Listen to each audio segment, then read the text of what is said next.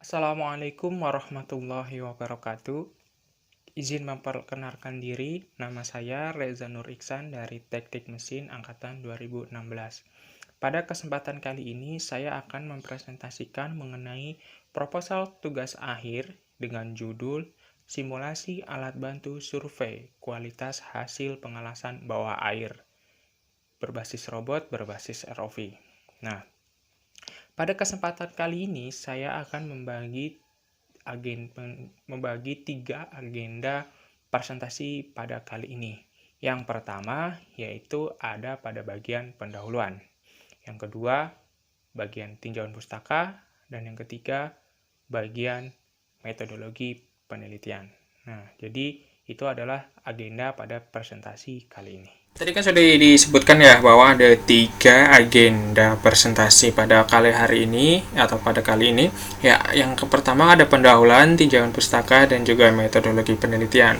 Nah, pada bagian pendahuluan ini yaitu saya akan menjelaskan mengenai latar belakang masalah, rumusan masalah, tujuan penelitian, dan juga manfaat penelitian. Jadi itu pada bagian pendahuluan. Nah, yang bagian kedua yaitu bagian tinjauan pustaka, yaitu di sini saya akan menjelaskan mengenai sedikit teori-teori ya yang mendukung mengenai dalam penelitian ya, khususnya di bagian ROV dan segala macamnya. Nah, untuk yang ketiga yaitu pada bagian metodologi penelitian, yaitu di sini saya akan menjelaskan metode-metode apa yang akan saya gunakan di dalam penelitiannya nanti, seperti itu.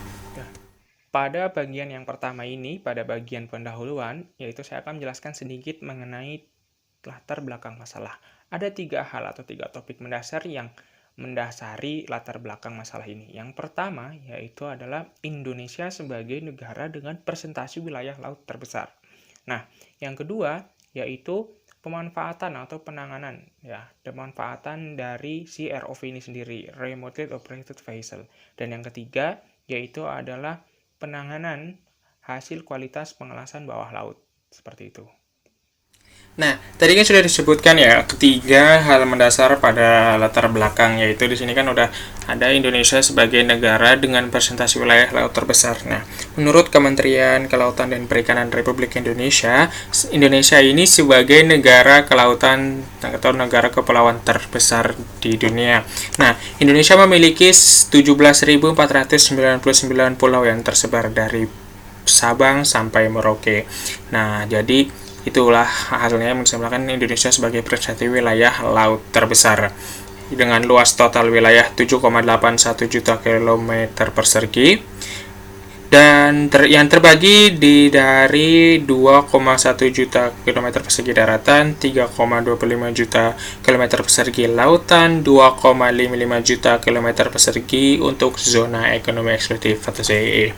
Nah, yang selanjutnya itu ada pemanfaatan robot atau dari ROV ini sendiri. Nah, biasanya digunakan untuk apa aja sih untuk si ROV ini? Nah, si ROV ini biasanya digunakan untuk pemetaan atau monitoring terumbu karang. Ya, berkaitan dengan yang tadi hal yang pertama, Indonesia sebagai negara dengan presentasi wilayah laut terbesar.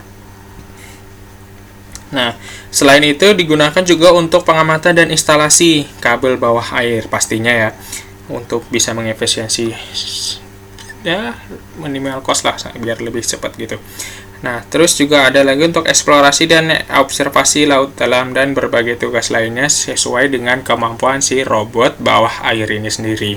Yang selanjutnya itu adalah pengenangan kualitas hasil pengelasan bawah air. Nah, ini jadi kita bagaimana caranya untuk bisa sebagai alat bantu survei kualitas hasil pengelasan bawah air ini melalui si ROV ini, bagaimana caranya gitu ya. Soalnya kan biasanya digunakan atau yang biasa untuk menangani hasil pengelasan bawah air ini adalah manusia. Bagaimana caranya kita bisa nggak nih untuk bisa menggunakan robot saja seperti itu supaya bisa ya mungkin bisa lebih efisien atau segala macamnya lah.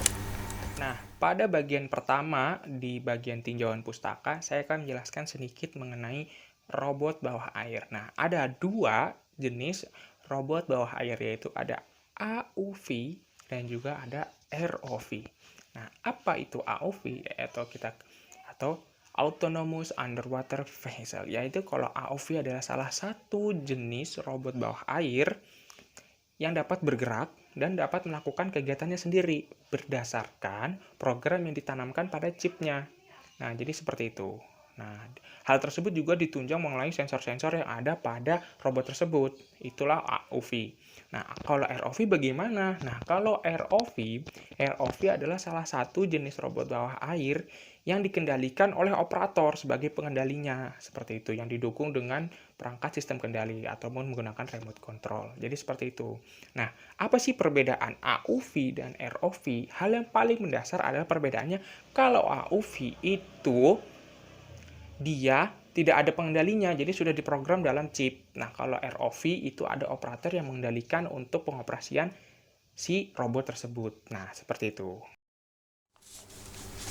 Nah, kan tadi udah jelaskan ya bahwa tentang perbedaan dari AUV, Autonomous Underwater Vessel, dan juga ROV, Remotely Operated Vessel. Nah, si AOV ini itu sebetulnya banyak memberikan kontribusi khususnya pada di bidang militer, industri, maupun di bidang penelitian akademiknya.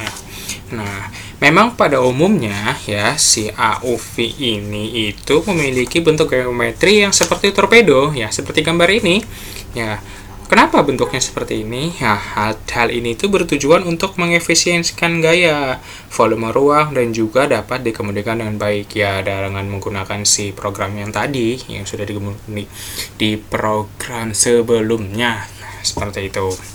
Nah, kalau si ROV ini bagaimana? Nah, ini si ROV ini tuh menggunakan motor DC sebagai penggerak utamanya dan juga menggerak servo untuk melakukan gerakan manuver-manuvernya.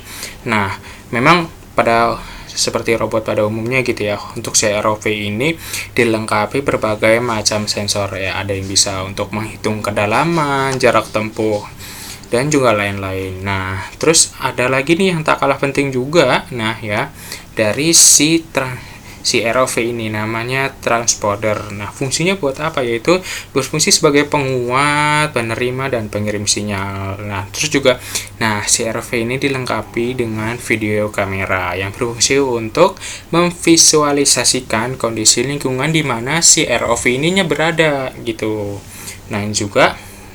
Nah, karena ini kan robot ya, ROV ini kan robot. Nah, memiliki prosesor mikro juga yang berfungsi untuk mengontrol seluruh perangkat elektronik. Seperti ini ada lampu, kamera, dan lain-lain yang dikontrol atau dikemudikan oleh si operator. Nah, seperti itu. Selanjutnya yaitu saya akan sedikit membahas mengenai klasifikasi ROV berdasarkan ukuran ya. Nah, yang pertama yaitu ada micro ROV, yang kedua itu ada mini ROV, dan yang ketiga yaitu ada general ROV, yang keempat ada light work class ROV, dan yang kelima ada heavy work class ROV, dan yang terakhir ada trenching class ROV. Jadi ada 6 klasifikasi dari ROV. Tadi kan sudah disebutkan ya bahwa ada semacam klasifikasi ROV. Nah, yang pertama ini ada micro ROV, ya yaitu yang ini nih ya. Jadi si micro ROV ini memiliki ukuran dan berat yang sangat kecil. Nah, ROV ini biasanya digunakan untuk yang mikro ini biasanya digunakan untuk membantu penyelam ya, secara spesifik untuk mengakses tempat yang tidak bisa dijangkau, seperti contohnya ada gua kecil dan seperti jalur-jalur pipa, seperti itulah ya. Terus yang selanjutnya ada mini ROV. Nah, mini ROV ini dapat dikendalikan oleh satu orang seperti kapal kecil ya, seperti itulah. Nah, yang ketiga yaitu ada general ya. Di general ini dia memiliki kekuatan di bawah 5 horsepower.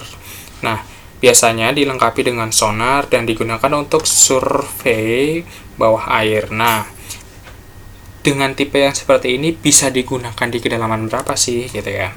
Nah, biasanya untuk si tipe general yang ini itu bisa digunakan atau bisa mencapai di bawah 1000 meter. Tapi ada juga sih yang gitu, ada yang membuat untuk bisa mencapai kedalaman 7000 meter gitu. Nah, yang selanjutnya itu adalah work class. Nah, di tipe ini dia memiliki kira-kira memiliki kekuatan 50 horsepower. Nah, terus tipe untuk yang ini itu bisa mencapai kedalaman di bawah 2000 meter. Selanjutnya ada tipe heavy work class. Nah, tipe yang ini memiliki kekuatan kira-kira 220 horsepower. Nah, dan dapat mencapai kedalaman berkisar 3500 meter. Nah, untuk yang terakhir ada tipe trenching atau burial ya. Ini itu memiliki kekuatan lebih dari 220 horsepower dan dapat mencapai kedalaman berkisar sampai 6000 meter seperti itu. Nah, yang selanjutnya saya akan membahas mengenai sistem kendali. Nah, ada dua jenis sistem kendali, yaitu ada sistem kendali terbuka open loop dan ada sistem kendali tertutup closed loop. Nah, kalau sistem kendali terbuka atau open loop ini adalah suatu sistem yang sinyal keluarannya itu tidak memiliki pengaruh terhadap aksi kontrolnya.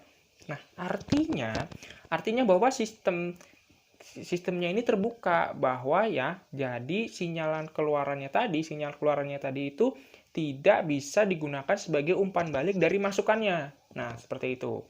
Nah, kalau sistem kendali tertutup atau closed loop ini yaitu adalah suatu sistem yang sinyal keluarannya itu memiliki pengaruh terhadap aksi kontrolnya. Nah, atau biasa kita kenal dengan sistem kontrol berumpan balik seperti itu. Nah, jadi intinya sih perbedaannya itu lebih kepada pengaruh terhadap aksi kontrolnya. Kalau yang terbuka tidak, kalau yang tertutup berpengaruh. Nah, seperti itu. Nah, selanjutnya saya akan menjelaskan mengenai pengelasan bawah air. Nah, pengelasan bawah air ini yaitu pengelasan yang dilakukan di bawah air. Nah, apa perbedaannya dengan pengelasan yang seperti biasanya yang dilakukan di ruang udara? Nah, kalau pengelasan bawah air ini, elektrodanya itu dilapisi oleh cat anti air. Jadi seperti itu. Jadi bisa dilakukan di bawah air. Nah, ya, saya akan menyebutkan macam-macam dari pengelasan bawah air. Ya, yaitu ada dua. Ada pengelasan kering dan juga ada pengelasan basah. Hah, apa kok pengelasan bawah air kok kering ya? Nanti saya akan jelaskan. Ya, jadi ada pengelasan kering yaitu dry underwater welding, ada juga pengelasan basah yaitu wet underwater welding. Nah, seperti itu. Nah, tadi kan sudah disebutkan ya bahwa pengelasan bawah air itu ada dua, ada pengelasan basah atau wet underwater welding dan pengelasan kering atau dry underwater welding. Nah, seperti itu. Nah, bagaimana sih pengelasan basah atau pengelasan bawah air yang tipe wet ini? Nah, jadi pada proses pengelasan ini itu ya, si elektrodanya itu dan atau benda-benda yang lainnya langsung berhubungan langsung dengan air seperti kita bisa lihat di gambar ini ya. Nah, tapi kekurangannya apa? Nah, kekurangannya di sini tuh biasanya memang hasilnya itu kurang memuaskan. Nah, karena kan si weldernya ini itu yang pertama harus memiliki keahlian menyelam dan juga memerlukan pakaian khusus memang untuk menyelam gitu. Nah, gelembung gasnya juga nih, gelembung gas di sini yang terjadi selama proses pengelasan akan mengganggu si welder ini dalam melakukan pengamatan. Seperti itu sih. Nah, kalau yang kering ini kita bisa lihat ya. Jadi, kalau yang kering itu dia kayak dimasukin suatu tempat khusus gitu ya. Suatu alat bantu peralatan dengan bertekanan tinggi. Nah, atau biasa disebut dengan dry hyperbaric walled chamber ya, kayak sedikit ruangan gitulah. Nah, jadi memang sebetulnya digunainnya pas kapan yaitu tergantung sesuai kebutuhan ya. Nah, seperti itu. Nah, seperti yang sudah disebutkan ya, ada metodologi penelitian yaitu menggunakan metodologi penelitian dan pengembangan research and development. Nah, ada 4 ciri utama. Nah, yang pertama ini artinya apa? Yaitu yang pertama ini kita itu melakukan studi atau penelitian awal untuk menemukan temuan-temuan penelitian terkait. Nah, penelitian terkait yang sebelumnya sudah dikembangkan atau yang mungkin akan dikembangkan. Nah, setelah itu yang kedua ini apa? Yang kedua ini mengembangkan produk berdasarkan temuan penelitian. Nah, jadi kan kita sudah riset atau kita sudah mencari, ketika kita sudah dapat, kita kembangkan. Nah, yang selanjutnya yang ketiga ini artinya apa? Yang ketiga ini melakukan uji lapangan atau melakukan simulasi nyatanya di mana produk tersebut nanti akan digunakan. Nah, seperti itu yang ketiga ini ya. Nah, yang keempat yaitu adalah ini artinya apa? Melakukan revisi atau memperbaiki kesalahan-kesalahan atau kelemahan-kelemahan yang ditemukan pada tahap pengujian. Jadi memang udah urutannya seperti itu ya. Kita cari dulu, setelah ketemu kita kembangkan, setelah kita kembangkan kita uji, setelah kita uji ya kita revisi apa yang kurang dari si produk tersebut. Ini ada diagram alir penelitian. Yang pertama yaitu kita mulai dan selanjutnya menentukan konsep atau ide perancangannya seperti apa. Nah, setelah itu kita mencari literatur terkait untuk bisa mengembangkan konsep dari ide perancangan kita. Nah, setelah sudah mendapatkan beberapa referensi, ya kita menentukan spesifikasinya bakalan seperti apa nih.